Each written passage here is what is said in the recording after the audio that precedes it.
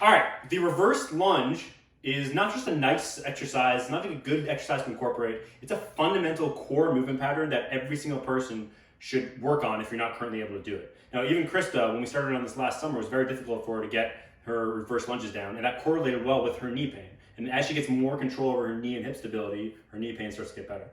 And that's the case with almost, for me personally, probably half the clients I worked with had some sort of hip or knee instability or pain, and by nailing down the reverse lunge, they've gained control over it. And I'll explain why. So here's how most people do the reverse lunge wrong. Are you able to demonstrate it?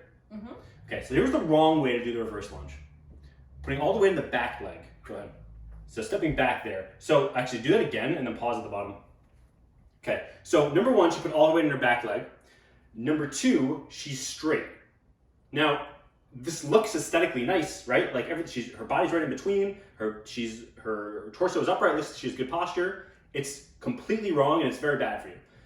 The right way to do reverse lunge, go ahead and come up. Couple things. So first, all the weight should be staying on your front leg. Now this is the best way that I explain it that makes most sense to people. Think of the reverse lunge as a single leg squat. So let's do it on the left leg, just stepping the right leg back. If we were to do a single leg squat, can you demonstrate a single leg squat? Just coming down a little bit. That's what it would look like. Good. So it should go a little bit further, but let's do it again. Don't put your foot down. So that's a single leg squat.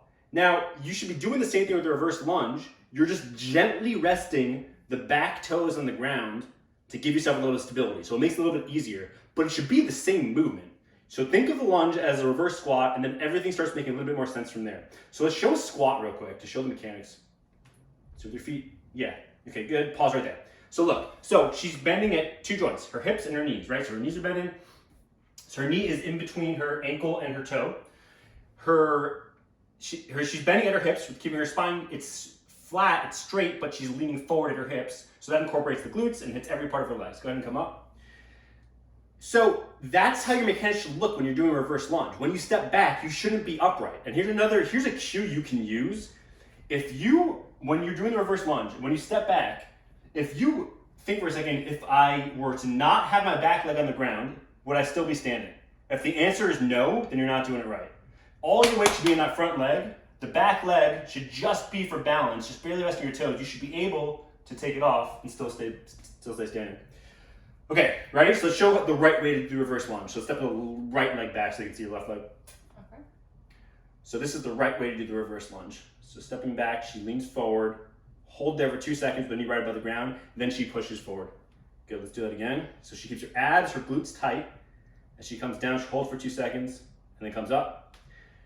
And let's show it again. Now the next thing I want you to think about is, again, she's doing this as a single leg squat. She's keeping all the weight on her front leg. And what she's not doing is she's not collapsing, she's not falling back on the back leg. She's not leaning on that back leg. So she's touching back very, very gently and barely resting those toes, keeping all the way in the front leg. And you can do that. If you try the difference between putting the weight in the back leg and the front, if you're doing it right in the front, you're leaning forward and all the weight's on that leg, you should feel your glutes firing up. All right, ready? Mm-hmm. So she comes back, holds for 2 seconds, and then pushes up. So she's getting that hip extension. That hip extension is what works the glutes. So the glutes job, bend forward for a second. Your glutes job is to do this, to extend your hips. So to pull up here. That's the glutes job. So your quads, the front of your legs, are definitely going to get toned up from this exercise because you're getting the knee flexion. So you have your bending and you're extending there, so you're getting your quads, you're getting your hamstrings, which work together with your glutes.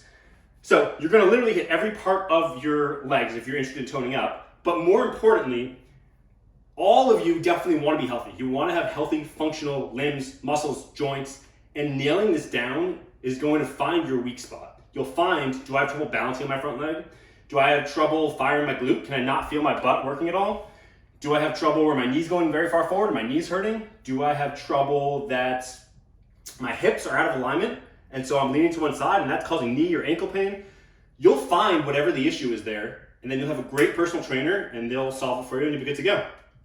See you next time.